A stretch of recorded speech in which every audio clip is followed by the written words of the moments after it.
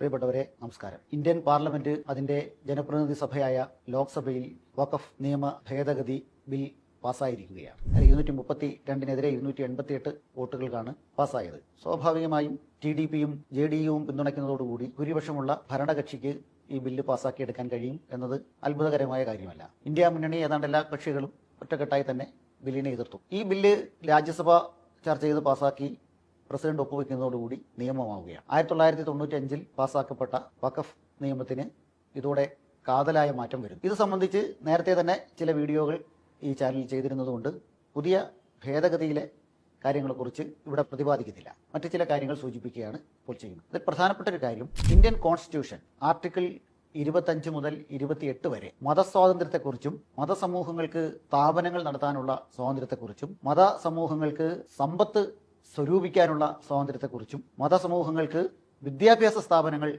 നടത്താനുള്ള സ്വാതന്ത്ര്യത്തെക്കുറിച്ചുമാണ് പറയുന്നത്. ആ സ്വാതന്ത്ര്യം ആർട്ടിക്കിൾ 25 മുതൽ 28 വരെ ഇന്ത്യൻ ഭരണഘടന പറഞ്ഞ ആ സ്വാതന്ത്ര്യം ഇനിമേൽ ഇന്ത്യയിലെ മുസ്ലിങ്ങൾക്ക് നൽകില്ല എന്നതാണ് ഈ വഖഫ് ബില്ലിന്റെ ഏറ്റവും അടിസ്ഥാനപരമായിട്ടുള്ള കാര്യം. അതായത് തികച്ചും ഭരണഘടനാ വിരുദ്ധമായ ഒരു ബില്ലാണ്. ഇന്ത്യൻ മതേതരത്വം എന്നത് ഏതെങ്കിലും ഒരു മതത്തിന്റെ ആധിപത്യമോ മത നിരാസമോ അല്ല. എല്ലാ മതവിശ്വാസങ്ങൾക്കും മതമില്ലാത്ത വിശ്വാസങ്ങൾക്കും നിലനിൽക്കാനുള്ള അവകാശം നൽകിക്കൊണ്ടുള്ള ഒന്നാണ് ഇന്ത്യൻ സെക്യുലറിസം എന്ന് പറയുന്നത്. ആ സെക്യുലറിസം ഇന്ത്യയിൽ അവസാനിച്ചു കഴിഞ്ഞു എന്നതാണ്. അതിൽ മുസ്ലിങ്ങളുടെ അവകാശങ്ങൾ ഒന്നൊന്നായി ഹനിച്ചുകൊണ്ടേയിരിക്കുകയാണ്. ഏറ്റവും ആദ്യം മുത്തലാഖ് നിയമം കൊണ്ടുവന്നു. മുത്തലാഖ് നിയമത്തിന്റെ പ്രശ്നം മുസ്ലിങ്ങൾ തന്നെ തള്ളിക്കളഞ്ഞൊരു കാര്യമാണ് മുത്തലാഖ് എന്നത്. അത് ഒരു മതപ്രശ്നമാണ്. പക്ഷേ മുത്തലാഖ് നടത്തുന്ന മുസ്ലിം പുരുഷന്മാരെ ക്രിമിനൽ കേസ് ശിക്ഷിക്കാനുള്ള അധികാരം രാജ്യത്ത് നൽകുന്നു എന്നതാണ്. ഇതേ കുറ്റം, അതായത് ഭാര്യയെ ഉപേക്ഷിക്കുക എന്ന കുറ്റം മറ്റ് മതസ്ഥർ ചെയ്താൽ അത് സിവിൽ കേസാണ്, മുസ്ലിങ്ങൾ ചെയ്താൽ ക്രിമിനൽ കേസാകുന്നു എന്നതാണ് ഒരു കാര്യം. അതിനുശേഷമാണ് പൗരത്വ ബില്ല് കൊണ്ടുവന്നത്. പൗരത്വ ബില്ല് ഇന്ത്യയിലെ മുസ്ലിങ്ങളുടെ പൗരത്വം പോകുന്ന ബില്ലാണോ എന്ന് ചോദിച്ചാൽ ഡയറക്റ്റ്ലി അല്ല. അതിനുശേഷം അനുബന്ധമായി പാസ്സാക്കേണ്ട 1-2 കാര്യങ്ങൾ കൂടിയുണ്ട്.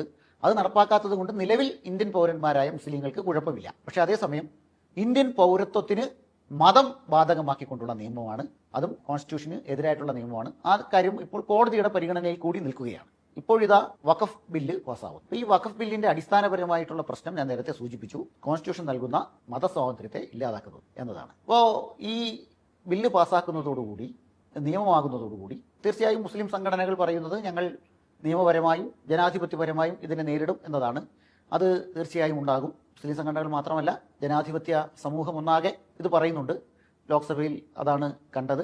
ഈ വഖഫ് ബില്ലിനെ എതിർക്കപ്പെടേണ്ടതാണ്, അത് കോൺസ്റ്റിറ്റ്യൂഷന് എതിരാണ് എന്ന പ്രശ്നം മാത്രമല്ല, വേറെയും പ്രശ്നങ്ങൾ നമ്മുടെ മുമ്പാകെയുണ്ട്. ഇന്ത്യയിൽ വഖഫ് ബില്ല് പാസ്സാകണം എന്ന് ശക്തമായി ആവശ്യപ്പെട്ടത് സംഘപരിവാറാണെങ്കിലും കഴിഞ്ഞ ദിവസങ്ങളിൽ കേരള കാത്തോലിക് ബിഷപ്പ് കോൺഫറൻസ് ആദ്യവും പിന്നീട് CBCI കേന്ദ്ര കാത്തോലിക് ബിഷപ്പ് കോൺഫറൻസ് ഓഫ് ഇന്ത്യയും രണ്ടും വഖഫ് നിയമത്തിന് അനുകൂലമായി വോട്ട് ചെയ്യണമെന്ന് രാജ്യത്തെ മുഴുവൻ രാഷ്ട്രീയ പാർട്ടികളോടും ആവശ്യപ്പെടും. വളരെ അത്ഭുതകരമായിട്ടുള്ള ഒരു ആവശ്യമാണ്. എന്തുകൊണ്ടാണ് ഒരു ക്രിസ്ത്യൻ സമൂഹം ഇങ്ങനെ ആവശ്യപ്പെടുന്നത്? യഥാർത്ഥത്തിൽ ഇന്ത്യയിൽ ഏറ്റവും കൂടുതൽ മുസ്ലിങ്ങളോടൊപ്പം തന്നെ പീഡിപ്പിക്കപ്പെടുന്ന ജനവിഭാഗമാണ് ക്രൈസ്തവർ. കർണാടകയിൽ കഴിഞ്ഞതിന് തൊട്ടുമുമ്പത്തെ ഡിസംബറിൽ ഏതാണ്ട് നിലവിലുള്ള കോൺഗ്രസ് സർക്കാർ അധികാരത്തിൽ വരുന്നതിന് തൊട്ടുമുമ്പത്തെ വർഷം ഒരു ക്രിസ്മസ് വർഷത്തിൽ ദക്ഷിണ കാനറയിലെ ഒട്ടുമിക്ക പള്ളികളും അടച്ചിടേണ്ടി വന്നിരുന്നു എന്നത് നമ്മൾ ഓർക്കണം. കർണാടകയിൽ വന്നിട്ടുള്ള മതപരിവർത്തന നിരോധന നിയമം ക്രൈസ്തവരെ ടാർഗറ്റ് ചെയ്തുകൊണ്ടാണ് വന്നത്. ഇന്നത്തെ ദിവസം പോലും മധ്യപ്രദേശിൽ ജബൽപൂരിൽ ക്രൈസ്തവർക്ക് നേരെ അതിഭീകരമായ അക്രമം വിശ്വഹിന്ദു പരിഷത്തും ബജറംഗ് ദളും നടത്തിക്കൊണ്ടിരിക്കുന്നു. മണിപ്പൂരിന്റെ തീ കെട്ടടങ്ങിയിട്ടില്ലാത്ത സമയമാണ്. ഇങ്ങനെ സംഘപരിവാറിൽ നിന്ന് ആക്രമണം നേരിട്ടുകൊണ്ടിരിക്കുന്ന ഒരു ക്രൈസ്തവ സമൂഹം വഖഫ് ബില്ലിനെ അനുകൂലമായി വോട്ട് ചെയ്യണം എന്ന് ആവശ്യപ്പെടുന്നത് തീർച്ചയായും ആശ്ചര്യകരം എന്ന് മാത്രമല്ല, അത് സങ്കടകരവുമാണ്. അവർ ചെയ്യുന്നത് എന്താണെന്ന് അവരറിയുന്നില്ല എന്ന് യേശുക്രിസ്തു പ്രാർത്ഥിച്ചതുപോലെ പറയാൻ മാത്രമേ നമുക്ക് സാധിക്കുകയുള്ളൂ. മുനമ്പം പ്രശ്നമാണ് അവർ അതിന് മുന്നോട്ട് വയ്ക്കുന്നത്. മുനമ്പം പ്രശ്നത്തെക്കുറിച്ചും നേരത്തെ വീഡിയോ ചെയ്തിട്ടുണ്ട്. മുനമ്പം പ്രശ്നത്തിന് ഈ വഖഫ് നിയമത്തിൽ യാതൊരു പരിഹാരവുമില്ല എന്നതാണ് ഏറ്റവും പ്രധാനപ്പെട്ട കാര്യം. നിലവിൽ കോടതിയുടെ മുമ്പിലുള്ളൊരു കാര്യമാണ്. മുനമ്പം പ്രശ്നത്തിന്റെ പ്രശ്നം, അടിസ്ഥാനപരമായ പ്രശ്നം മുനമ്പം ഭൂമി വഖഫ് ഭൂമിയാണ് എന്നതാണ്. അതിലെ കുറേ ആളുകൾ കയ്യേറുന്നു. ആ കയ്യേറിയ ആളുകൾ പിന്നീട് വില കൊടുത്തു വാങ്ങും. അങ്ങനെ വില കൊടുത്തു വാങ്ങിയ ഭൂമിയിലാണ് അവരിപ്പോഴുള്ളത്. യഥാർത്ഥത്തിൽ വഖഫ് ഭൂമി വിലയ്ക്ക് വിൽക്കാൻ പാടില്ല. അപ്പോൾ വിറ്റവർ കുറ്റക്കാരാണ്. വിറ്റത് ഫാറൂഖ് കോളേജ് മാനേജ്മെന്റ് ആണെങ്കിൽ അവർ കുറ്റക്കാരാണ്. അത് രജിസ്റ്റർ ചെയ്ത് കൊടുക്കാൻ പാടില്ല എന്നത് രജിസ്റ്റർ വകുപ്പിലെ ഉദ്യോഗസ്ഥരും പിന്നീട് പോക്കുവരവ് നടത്തിയ റവന്യൂ ഉദ്യോഗസ്ഥരും കുറ്റക്കാരാണ്. അങ്ങനെ വിറ്റവരും രജിസ്റ്റർ ചെയ്തവരും കുറ്റക്കാരായിട്ടുള്ള ഒരു കാര്യം. പക്ഷെ അതേസമയം കേരളത്തിലെ മുസ്ലിം സംഘടനകളുടെ നിലപാട് എന്തായിരുന്നു? വഖഫ് ഭൂമിയാണെങ്കിലും മധ്യസ്ഥ ചർച്ചകളിലൂടെ ഉഭയകക്ഷി ധാരണകളിലൂടെ അവിടെ ഇപ്പോൾ വില കൊടുത്തു വാങ്ങിയവരെ കുടിയിറക്കാൻ പാടില്ല എന്ന മികച്ചൊരു സമീപനമാണ് കേരളത്തിലെ മുസ്ലിം സംഘടനകൾ എടുത്തത്. യഥാർത്ഥത്തിൽ കേരള സർക്കാരിനടക്കം ഉള്ള ആളുകൾ പ്രതിപട്ടികയിൽ നിൽക്കുന്ന ഒരു സ്ഥലത്താണ്. നിയമപരമായി വഖഫ് ഭൂമിയാണത്. നിലവിലുള്ള വഖഫ് നിയമങ്ങൾ അനുസരിച്ചും ഇപ്പോൾ നിലവിൽ കോടതിയിൽ വഖഫ് നിയമങ്ങൾ അനുസരിച്ച് വഖഫ് ട്രൈബ്യൂണലിൽ വിധി പറഞ്ഞാൽ അത് പിന്നെ കോടതിയിൽ ചോദ്യം ചെയ്യാൻ കഴിയില്ല എന്ന് പറയുമ്പോൾ പോലും മുനമ്പം പ്രശ്നം കോടതിയിലുണ്ട്. കേരള ഹൈക്കോടതിയുടെ പരിഗണനയിലിരിക്കുന്ന വിഷയമാണ്. സർക്കാർ നിയോഗിച്ച ജുഡീഷ്യൽ കമ്മീഷൻ അത് നിലനിൽക്കുന്നതല്ല എന്ന് കോടതിയും വിധി പറഞ്ഞിട്ടുണ്ട്.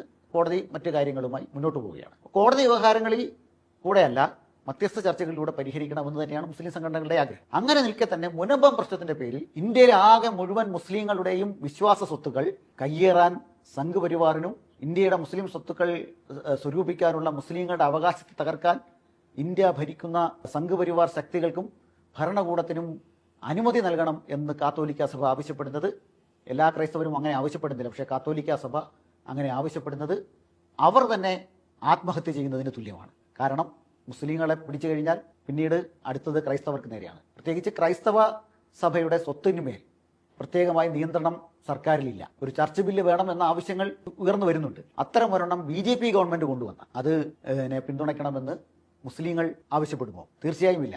വർഗീയമായി ചിന്തിക്കുന്നവർക്ക് മാത്രമാണ് മറ്റൊരു മതവിഭാഗത്തിന്റെ അവകാശങ്ങൾ ഹനിക്കുന്നതിനെ പിന്തുണയ്ക്കാൻ സാധിക്കുകയുള്ളൂ. അതുകൊണ്ട് മുനമ്പം പ്രശ്നം വച്ചാണെങ്കിൽ മുനമ്പം പ്രശ്നത്തിന് പരിഹാരം കാണണമെന്ന് പറയുന്നതിന് പകരം ഇന്ത്യയിലെ മുഴുവൻ മുസ്ലിം സ്വത്തുക്കളും മരവിപ്പിക്കണമെന്നും അത് സംഘ് പരിവാറിന് കയ്യേറാൻ അവസരം കൊടുക്കണമെന്നും പറയുന്നത് തികഞ്ഞ തെറ്റാണ്. കാത്തോലിക്ക സഭ അത് തിരുത്തും എന്ന് വിശ്വസിക്കും. കാത്തോലിക്ക സഭ പറഞ്ഞാലും പറഞ്ഞില്ലെങ്കിലും വഖഫ് ബില്ല് പാസ്സാകും എന്നത് മറ്റൊരു കാര്യമാണ്. ഈ രാജ്യത്ത് ഏറ്റവും പ്രധാനപ്പെട്ട ഒരു പ്രശ്നം, രാജ്യത്ത് സാമൂഹ്യമായ അടിയന്തരാവസ്ഥ നിലനിൽക്കുകയാണ്. ഇന്ത്യ രാജ്യം ഒരു ഹിന്ദുത്വ രാഷ്ട്രമായി മാറ്റാനുള്ള എല്ലാ നീക്കങ്ങളും നടത്തിക്കൊണ്ടിരിക്കും. അതിന്റെ ഭാഗമായി അതിന് ഒന്നാം പടിയാണ് അവരുടെ ഒന്നാം ആഭ്യന്തര ശത്രുക്കളായ മുസ്ലിങ്ങളെ ഉന്മൂലനം ചെയ്യുക. അതിന് മുസ്ലിങ്ങളുടെ പൗരത്വത്തെ ചോദ്യം ചെയ്തു കഴിഞ്ഞു, മുസ്ലിങ്ങളുടെ സാമൂഹ്യ അവകാശങ്ങളെ ചോദ്യം ചെയ്തു കഴിഞ്ഞു, മുസ്ലിം ചെറുപ്പക്കാരെ ഭീകരമായി ജയിലിലടയ്ക്കുന്നു, മുസ്ലിം സംഘടനകളെ നിരോധിക്കുന്നു, ഇപ്പോൾ മുസ്ലിങ്ങളുടെ വിശ്വാസ സ്വത്തിന്റെ മേൽ സർക്കാർ കയ്യേറ്റം നടത്തും. ഇങ്ങനെ എല്ലാം ഓരോന്നായി ചെയ്തുകൊണ്ടിരിക്കുമ്പോൾ രണ്ടാം ആഭ്യന്തര ശത്രുക്കളായ ക്രൈസ്തവർ ഇത് കണ്ട് കൈകൊട്ടിച്ചിരിക്കുന്നത് അപകടകരമാണ്. ഇന്ത്യയിലെ മതേതര സമൂഹം കുറച്ചെങ്കിലുമൊക്കെ പ്രതികരിക്കുന്നുണ്ട് എന്നത് വലിയ കാര്യമാണ്. പക്ഷേ അതേസമയം ഈ പ്രതികരണങ്ങൾ കൊണ്ടല്ല, കൂടുതൽ ജനാധിപത്യപരമായും നിയമപരവുമായുള്ള ശക്തമായ പോരാട്ടങ്ങൾ കൊണ്ടാണ് ഈ രാജ്യത്ത് ഇനി മുന്നോട്ട് പോകാൻ കഴിയുകയുള്ളൂ. അത് പോലും കോടതിയും നിയമങ്ങളും നിലനിൽക്കുന്നത് വരെ മാത്രമാണ് ജനാധിപത്യപരമായി പോരാടാൻ സാധിക്കുകയുള്ളൂ. കോടതിയും നിയമങ്ങളും സമൂഹവും മാറിക്കൊണ്ടിരുന്നാൽ ജനാധിപത്യ പോരാട്ടങ്ങൾ പോലും അവസാനിക്കും. ബാബറി മസ്ജിദിനെ സംബന്ധിച്ച വിധി നമ്മൾ കണ്ടതാണ്.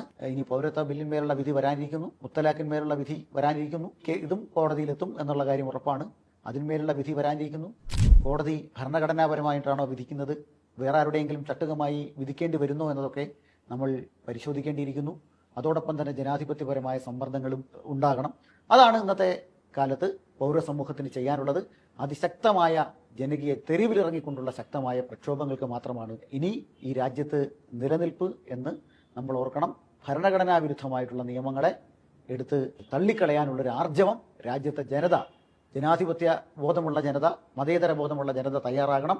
ഈ രാജ്യം ഹിന്ദുത്വയ്ക്ക് തീരെഴുതാൻ പാടില്ല.